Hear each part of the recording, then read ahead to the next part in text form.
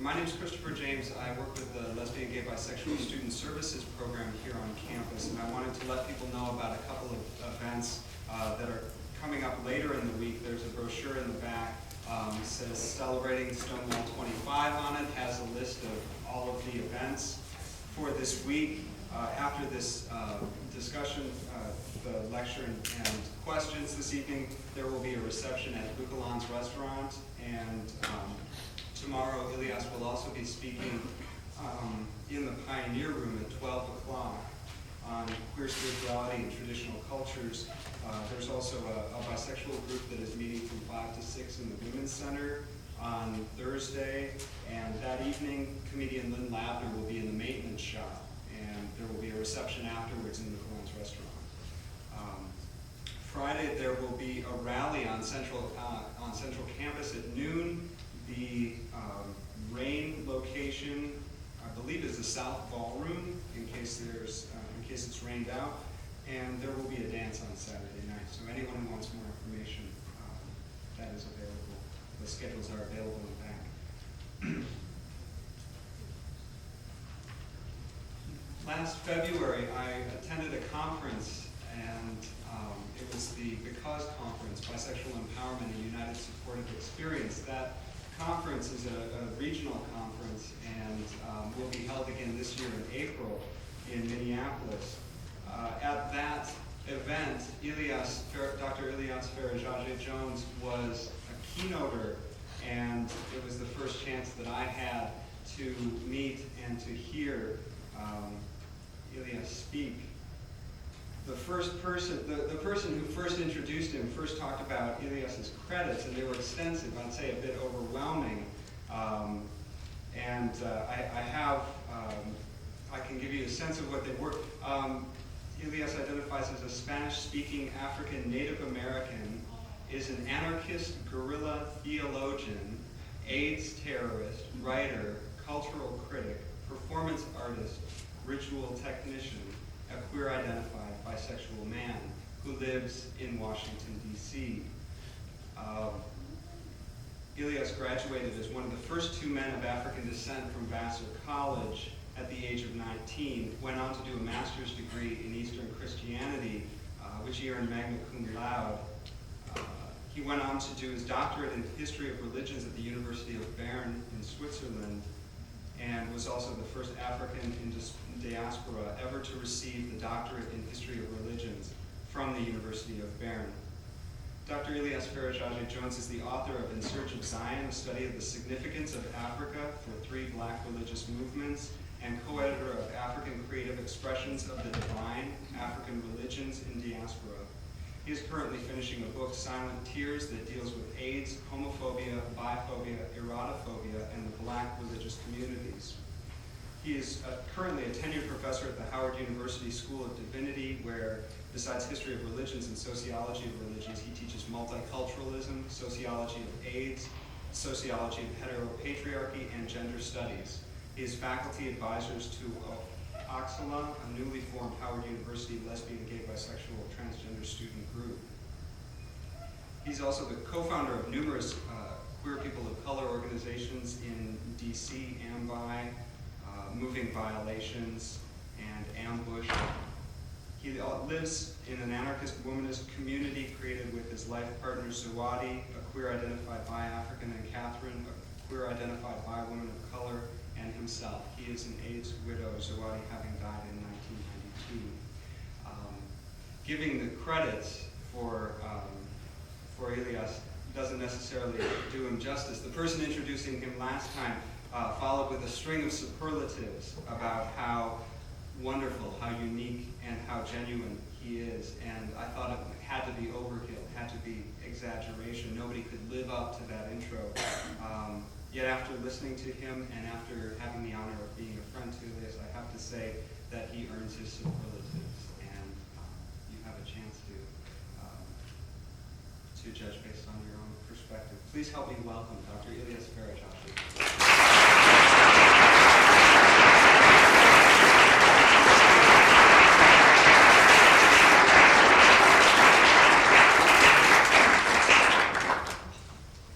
Good evening. Can you hear me?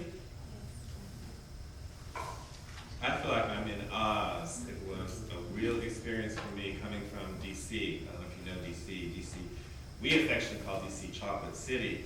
It's a predominantly African-American city. And so to get on a plane and come here where I was the only black person on the plane, and then to ride from Des Moines to here and like count black people, oh, there's one.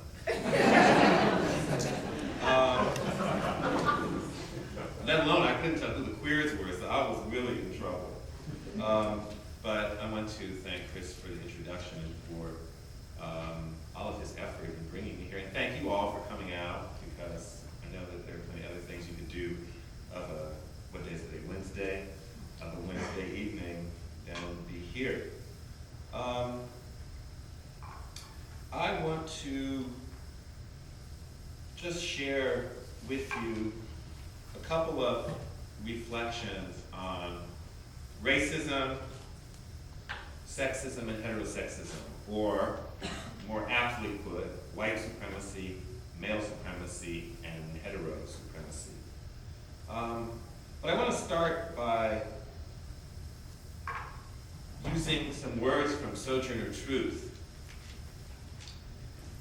She started by saying, "May I say a few words?" And it is thus that she began her famous Ain't I a Woman speech, which she delivered at the 1851 Women's Rights Convention in Akron, Ohio.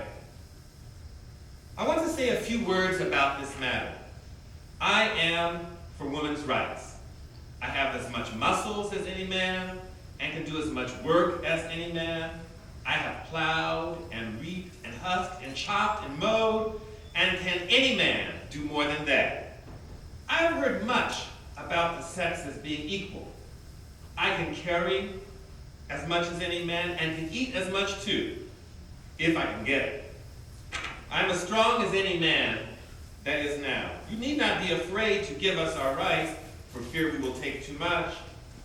Poor men seem to be all in confusion and don't know what to do. Why, children, if you have women's rights, give it to her, and you will feel better.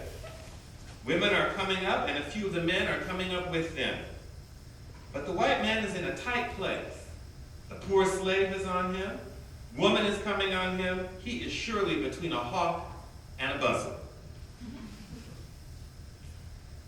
I greet you with the Yoruba word ashe, a word that means the power to make things happen. It's got warm all of a sudden. A word that we use in the Yoruba religion in response in rituals. And I also greet the Four Directions and ask permission of our Native American ancestors and sisters and brothers, the people indigenous to this place. Ask their permission to be present here, to gather on their soil and to be near their waters. What we discuss now as we move into celebrating 25 years of Stonewall, we must discuss in the light of the fact that we are a community under siege, whether we want to believe it or not. But the religious right, or the religious wrong, as I call it, has across the country mounted a full-scale attack against our community. Now that communism is no longer the red beast, they've been able to focus all their attention on us. And if we are to survive and creatively resist the Christian right, we are going to have to build progressive, broad-based, multifocal coalitions. But if we're to struggle for a society based on justice, on equality, on access, on liberation and peace for everyone, and not just in a way that is a reaction to the Christian right, but proactively because we really do believe in the value of justice, in the value of equality and of peace, then we must move and create our own agenda. Not just an agenda that is merely a reaction to the right. We must be about defining our own realities. Now, I began by using the words of Sojourner Truth, asking to say a few words, but my words, as those of Sojourner Truth, whom I use because she is a womanist, liberationist shero for me, are words rooted in a growing sense of urgency. We are running out of time.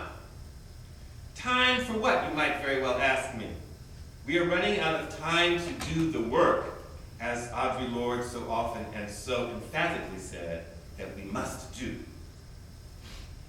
I am a two-spirit person, as my native ancestors would say, or a queer-identified bisexual man of African and Native American, Taslagi or Cherokee descent.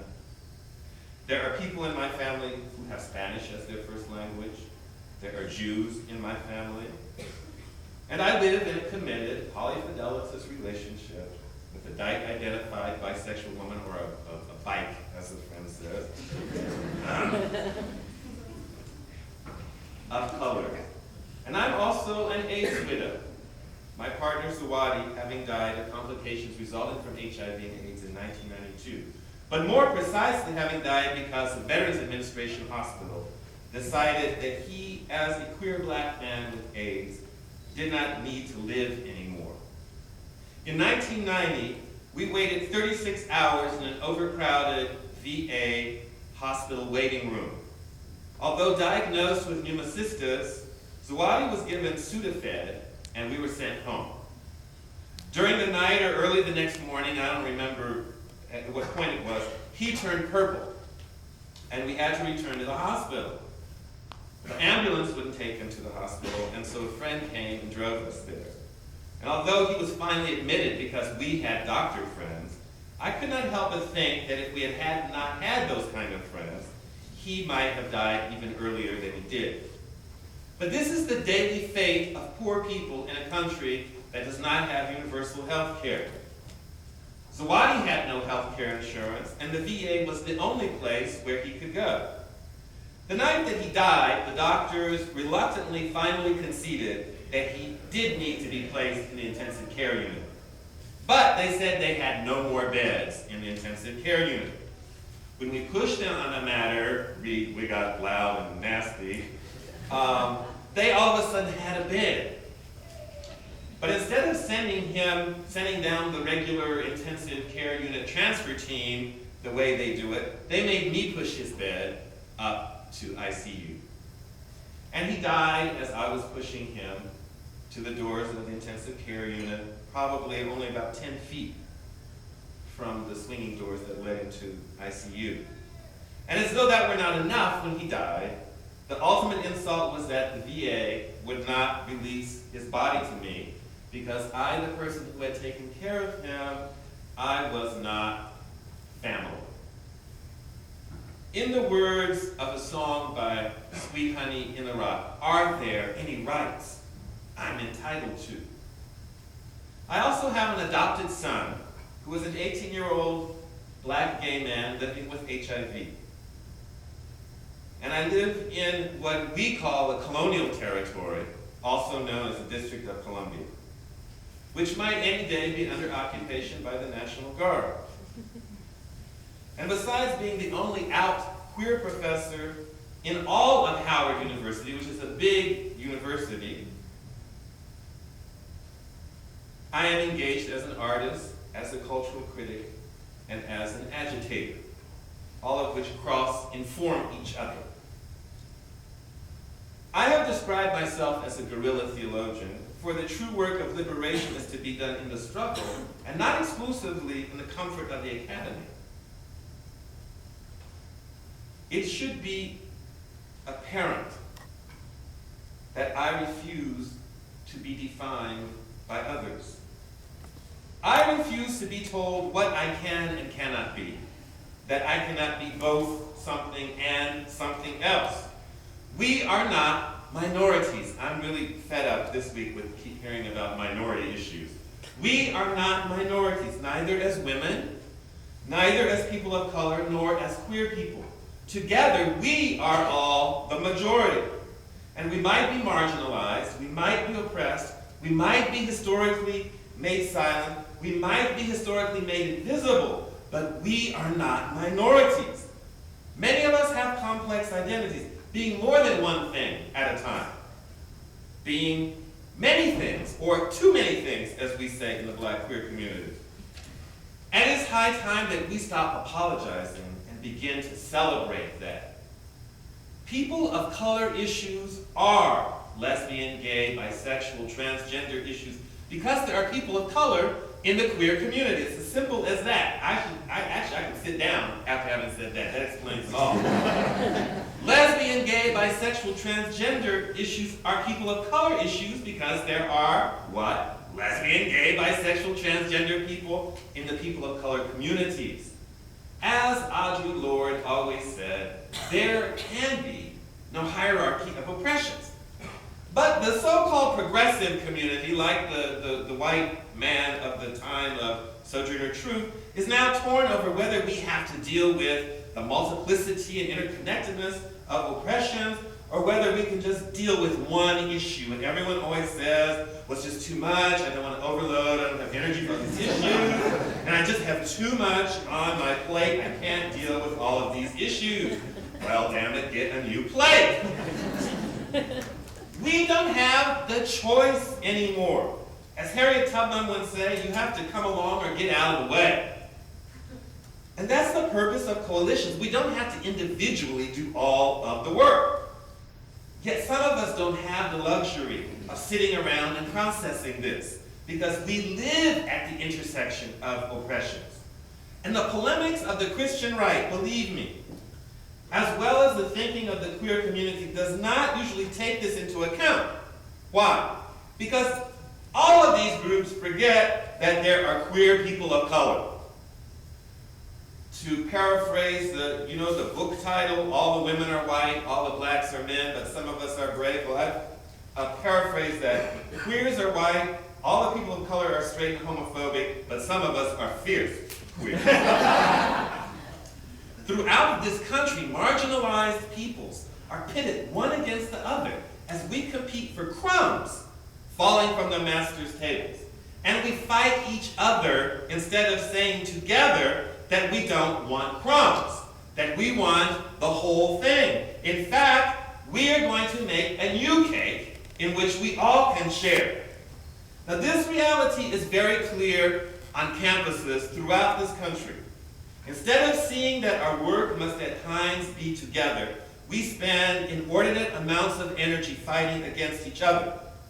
And unfortunately, in most places in this country, queer student groups are predominantly white. This allows the queer students, read white queer students, to say that people of color communities are homophobic and therefore it's impossible to work with them. And it allows the students of color to say that queerness is a white thing and therefore cannot possibly entail any type of oppression. Therefore, why work in coalition with these people? Just as some people can say that feminism is a white thing, especially since many white feminists do not know about Native American shapes of feminism or history and experience of Native American women or Asian Pacific Islander forms or the ways in which feminism is articulated in people of African descent cultures in their diversity.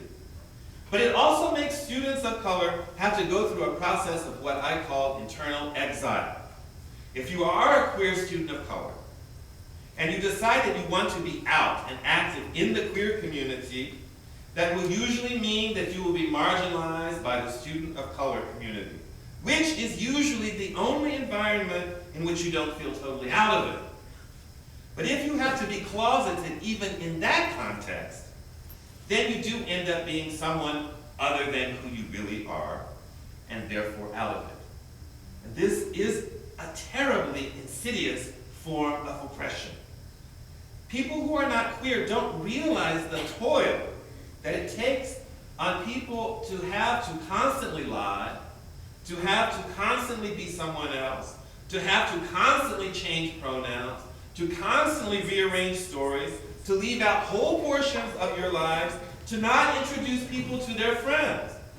And imagine losing your life partner and having to go back to work after the memorial service because you could never tell your job that this person was your life partner, first of all, and that she or he had AIDS or breast cancer or ovarian cancer or had been the victim of a crime of homo hatred or of queer bashing. People who are not queer do not understand that 30% of youth suicides are believed to be related to sexual orientation. And that's not just a crazy figure that I made up. That comes from the Journal of Primary Prevention. This high rate of suicide among queer teens exists because many of our youth feel that death is the only option for them. And people would rather think that it has something to do with being queer than having something to do with the fact that society tells us that we should not exist. I ask again, are there any rights I'm entitled to? It is not that people of color communities are more homophobic than the dominating culture. We are not the ones that brought to the world religiously justified homo-hatred. But our communities are our only safe space from the constant oppression and marginalization of the dominating culture. And when those safe spaces are no longer safe spaces for those of us who are queer, we feel that pain more acutely because there is no broader culture into which we can just disappear. But this does mean that we must challenge the heterosexism and heteropatriarchy of our own people of color communities as well. Let heterosexual allies not only come and speak to us, letting us know, how cool, how progressive, how anti-homo-hatred they are, as we grovel at their feet, because of our internalized homophobia. When a straight person comes and speaks to us, or a straight person does something, it's so much better than if one of our own did it for us, and we just kind of grovel and pander, and we just so glad these straight folks are interested in us. If they are really our allies, let them go to their heterosexual communities, okay, and challenge heterosexism there. Now, for example, we cannot allow someone like a Buju Banton. You know who Buju Banton is, right? No. Okay. Buju Banton is a Jamaican dance hall singer. And if you read Vibe magazine, my coastalism is coming in. Okay, I know. Check out Vibe magazine. I think it was from in the summer. And this is interesting. This is a publication. The chief editor is a white gay man. And they did an article on Buju Banton, who's a Jamaican dance hall. He was a very, very popular musician in Jamaica and in the Jamaican diaspora. But who wrote a dance hall song about queer bashing. There was a call from the Black queer leadership in the United States. We wrote a letter to Vibe, and like 5 million people signed this letter, stating that the article about Buju Banton was unacceptable because the article basically excused him for what he said, saying, well, this is a Black Jamaican man, you have to understand him in his context, and so on and so forth.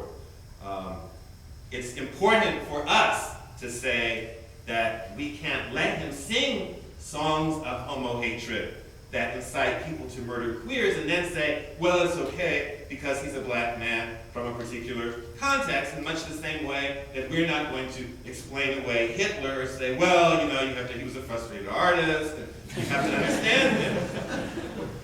You see, many people believe that it's all right to be openly lesbophobic or homophobic. Indeed, expressing homophobia and biphobia to reaffirm heterosexual privilege is often the only situation in which many people of color feel that they have any form of privilege at all.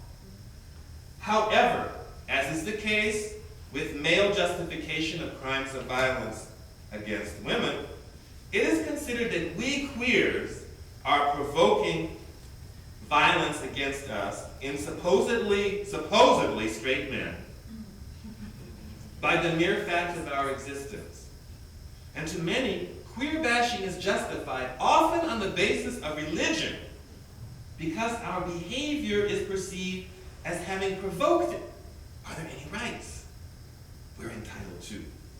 It's the same kind of reasoning that says that if women dress or walk in a certain way, they're provoking men to rape them.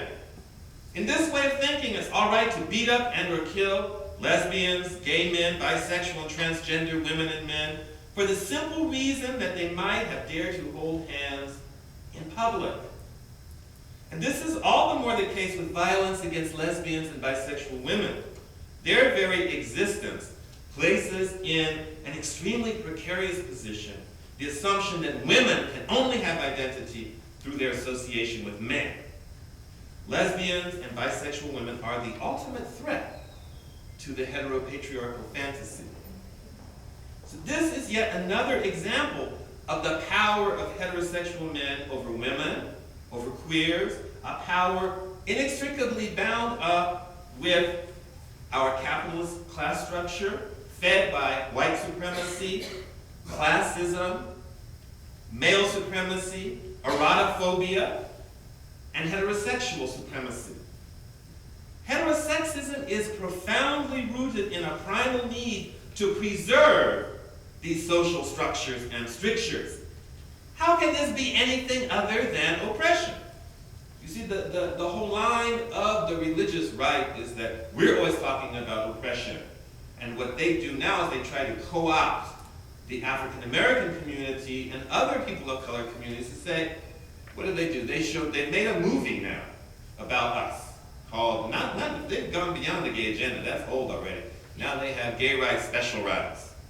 That is to appeal to the people of color communities. And they talk about the basic African American income is such and such. Gays and lesbians make, our average income is $55,000 a year. We've all gone to travel abroad at least 3 times in the past, and so on and so forth. We have houses, condos, etc., and so forth. And every time I see it, I'm like, where's my money? Where's my trip? But the point of that is to evacuate any sense of oppression or acknowledging any sense of oppression of our community. Because if that oppression is acknowledged, what happens? The frightening thing happens then that we might begin to work in solidarity. We might make coalition, and that would threaten the patriarchy. In much the same way that during slavery, black women who did all the things that women were not supposed to do. Because in the 19th century, the ideal of Victorian womanhood, women weren't supposed to be able to work in fields. Women weren't supposed to be able to toil and all those things that Sojourner Truth listed. Women were not supposed to do those things. But black women did those things because they worked in the fields. Now you can imagine the white women sitting in the plantation thinking, wait a minute, I have to sit locked up in this house all the time, and I'm a woman, they're women. So what happened? The patriarchy made it very clear that these were subhuman beings. Because otherwise, a coalition would have arisen that would have threatened the power of the patriarchy. But how can all of these things under which we live, how can this be anything other than oppression? As a queer man of color, I have rights that are rights. They're not special rights, but they are my rights. Not special rights, but my inalienable rights. Not special rights, but human rights. My human rights as a human being, which should be upheld by this country that was built of land that was stolen from my Native American ancestors and built on the blood, sweat, and bitter tears of my ancestors brought from Africa and the Caribbean. And as a generic queer, if you want to imagine that, I have the same rights as anyone else in this country, and I deserve and demand to have those rights guaranteed by any means necessary. Aren't there any rights I'm entitled to? This country has now participated in the process of facilitating bringing down the Berlin Wall, facilitated the Palestinian-Israeli Accords, the de Klerk Mandela actions, yet we as queers in this country still have no guarantee for the protection of our basic human rights. Aren't there any rights I'm entitled to? People who take for granted their privilege as heterosexuals do not realize that we queers can still be denied refused housing, the right to live with our life partners, lovers, that we can still be denied refused employment, lose jobs if we were lucky enough to get them in the first place, denied refused insurance, denied health care, denied, refused custody of our children, put in mental hospitals and prisons, which are concentration camps for many of us, especially people of color. That sounds like discrimination to me. That sounds like oppression to me. That sounds like denying a group of people the right to self-determination to me.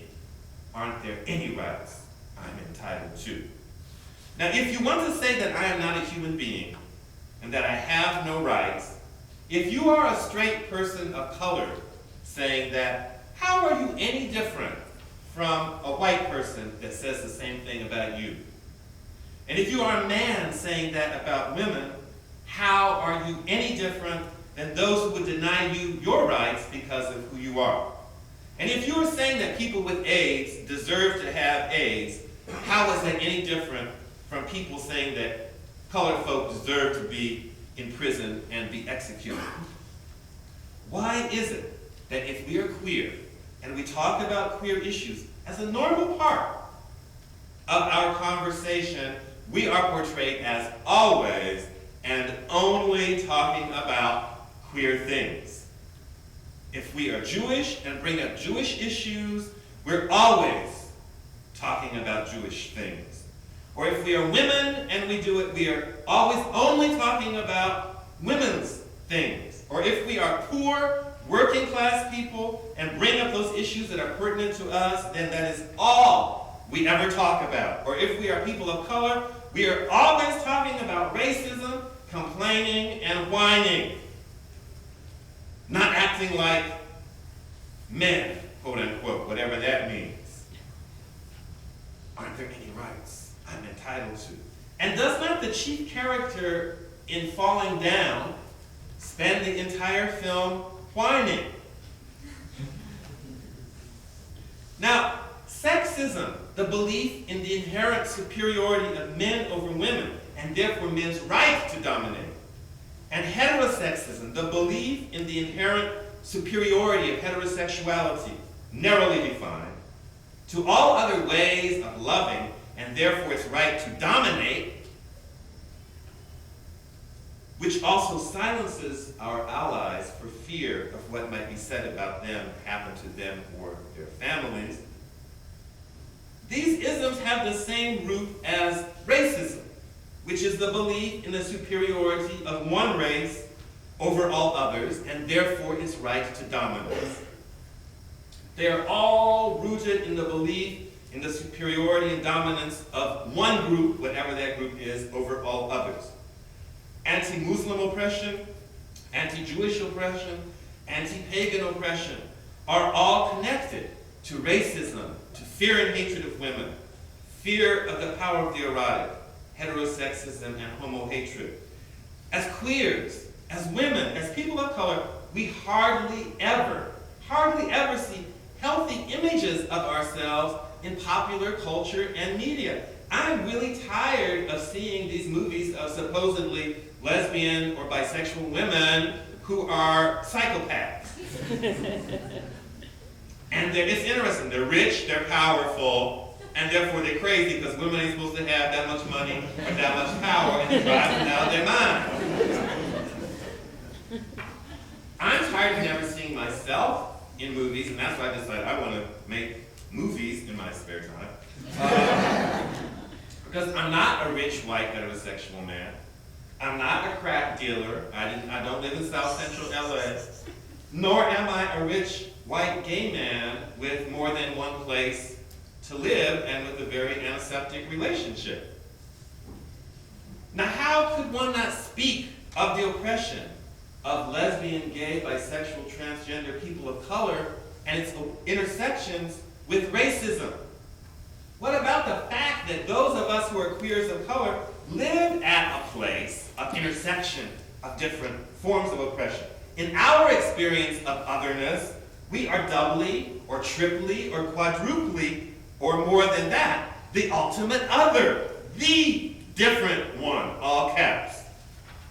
As a black queer man, I'm oppressed as a black man. I'm oppressed as a queer, as a bisexual queer, and as a black bisexual queer. And my oppression comes not just from the dominating culture, but also from within my own communities. In the people of color communities, I'm oppressed for being queer. In the Spanish-speaking community, I'm oppressed for looking and acting too black. In the queer community, I'm marginalized and oppressed because I'm a bisexual and a man of color. That's a lot. Most people don't even think of the history that during the Inquisition and on down throughout the years, European Christians killed same-sex identified women and men, or those whom they perceived to be same-sex identified. You know, it's not necessary to actually be same-sex identified to be persecuted. It need only be, in the eyes of the persecutor, or leveled as an accusation. And a link was established between heretic, sorcerer, witch, queer, in short, anybody who was perceived as going against the norm, or anyone you wanted to get rid of so that you could have their land and money, or potential for making money, women healers and midwives. And with the Spanish invasion of the Americas in the 15th century, intense persecution and execution began of those Native Americans who were perceived as being same-sex identified. And it's not surprising that later generations of Native Americans would steadfastly deny the existence of anything remotely resembling same-sex activities in their cultures. During the Holocaust, the Nazis used the black triangle to designate antisocial women, a category which included commercial sex workers and lesbians. The pink triangle being used for gay men. The total number of queers who died in the Holocaust must have been several tens of thousands. And this in a country that in the years before the Nazi regime had a vibrant and brilliant queer community, not unlike ours today. And to silence this persecution of queers throughout history is to condemn us to die twice. It's parallel to what we call the paper genocide, by which indigenous peoples of Central and South America are simply no longer listed as Native American. Many people in our people of color communities try to argue even now that it's not necessary to deal with homophobia or biphobia in order to deal with AIDS. They maintain that this emphasis on tearing down homophobia and biphobia and acknowledging the existence of homosexualities and bisexualities obscures the real issues and alienates those good, wholesome, normal, morally upright people who are willing to work with those poor people living with AIDS, or as people usually say, AIDS victims or AIDS sufferers.